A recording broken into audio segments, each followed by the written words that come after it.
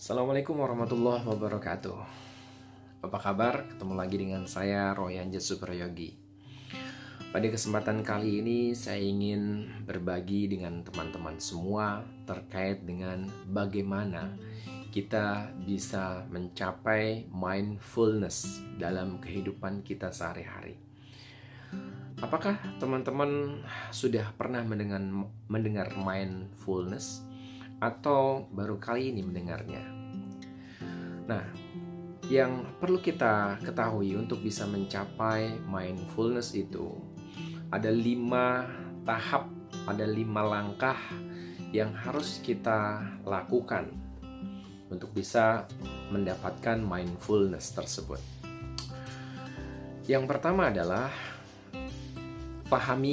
ketahui dulu apa itu mindfulness. Kenapa kita harus mencapai mindfulness? Yang kedua, yang perlu kita lakukan adalah membebaskan belenggu pikiran dan perasaan masa lalu. Yang kedua, membebaskan belenggu pikiran dan pengalaman masa lalu, tentunya yang tidak menyenangkan. Yang ketiga adalah bebaskan semua bentuk ketakutan dan kekhawatiran yang ada di masa depan. Ya, jadi apapun ketakutan yang ada di masa depan, bebaskan. Yang keempat, yang perlu kita lakukan adalah kita hadir utuh sepenuhnya saat ini dan sekarang juga. Saat ini dan sekarang juga. Dan yang kelima, yang terakhir adalah sering-sering kita latihan dan sering-sering kita menyadari nafas yang kita tarik, yang kita hirup dan kita keluarkan. Oke, kita akan bahas satu persatu bagaimana kita bisa mencapai mindfulness tersebut.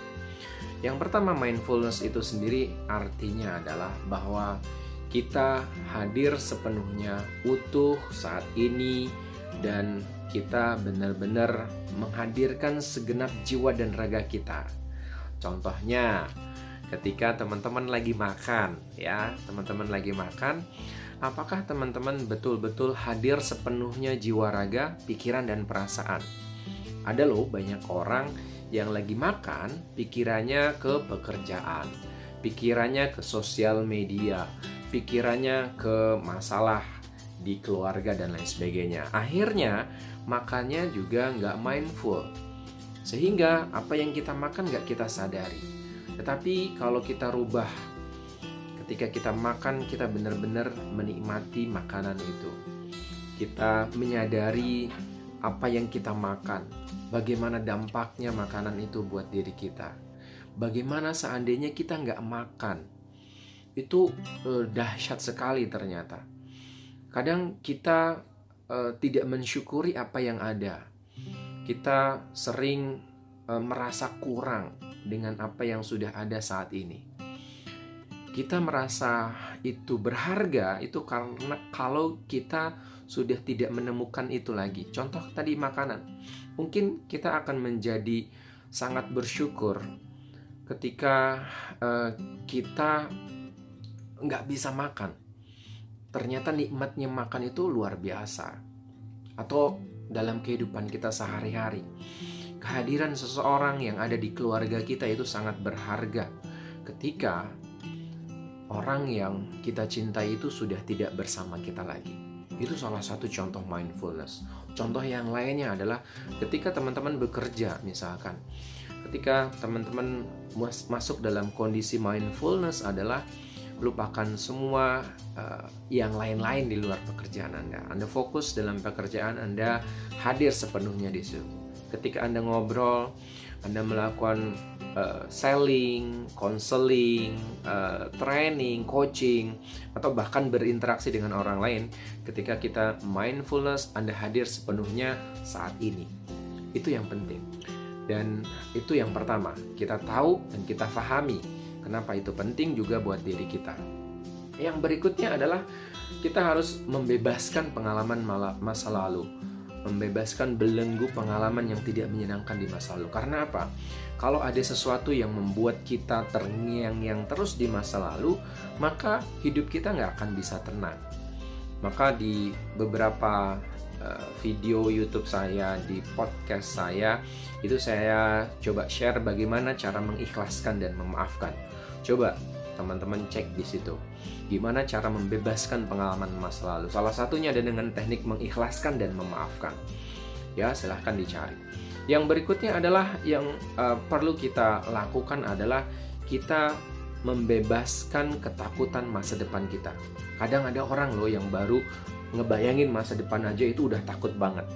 Kalau teman-teman merasakan seperti itu, yuk sama-sama kita bebaskan. Kita lepaskan ketakutan di masa depan kita. Dan itu bisa dilakukan juga dengan teknik mengikhlaskan. Dan kita menyerahkan sama Tuhan Yang Maha Kuasa, Allah Subhanahu wa Ta'ala. Yang berikutnya adalah tadi seperti yang disebutkan di tahap pertama, bahwa mindfulness itu adalah hadir sepenuhnya, hadir utuh saat ini, sekarang juga. Itu penting Bapak Ibu. Itu penting teman-teman semua. Jadi yuk sama-sama kita hadir sepenuhnya dalam setiap apa yang kita lakukan. Kita hadirkan ketika kita lagi makan, kita benar-benar fokus dengan makanan yang kita makan. Ketika kita lagi bekerja, kita benar-benar fokus apa yang kita kerjakan. Ketika kita sedang berinteraksi dengan orang, coba fokus berikan atensi kepada orang yang ada di depan kita. Jangan sampai kita seperti ikan sarden. Kepalanya di mana, tubuhnya di mana. Nggak sinkron gitu ya. Yuk sama-sama kita latih itu. Dan yang kelima adalah sering-sering kita latihan. Sering-sering kita menyadari nafas yang kita tarik. Menyadari nafas yang kita hirup dan kita keluarkan. Salah satu tipsnya adalah Anda duduk yang santai dan rileks, tapi postur tubuh Anda itu tegak. Kalau duduk, silahkan duduk bersila, tegak.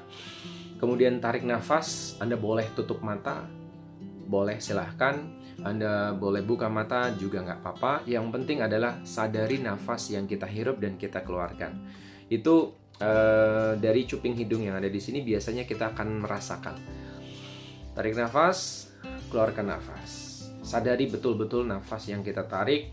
Kita hadir sepenuhnya, kita bebaskan masa lalu, kita bebaskan juga ketakutan di masa depan kita.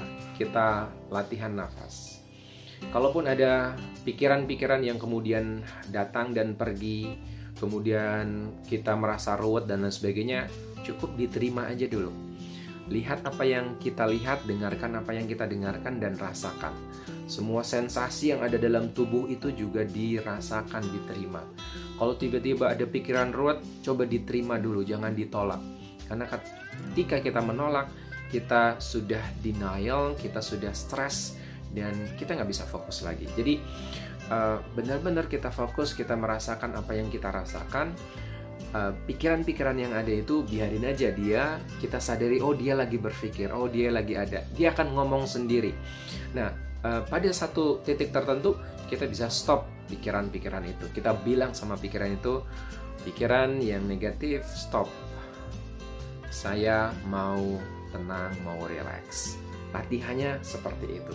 Dan kalau ini kita sudah bisa lakukan sama-sama, kita akan menjadi pribadi yang lebih tenang dalam menjalani kehidupan ini. Dan kita bisa mindfulness, kita bisa hadir sepenuhnya. Dan kita benar-benar bisa meningkatkan kualitas kehidupan kita. Itu saja, terima kasih sharing dari saya, mudah-mudahan bermanfaat. Assalamualaikum warahmatullahi wabarakatuh.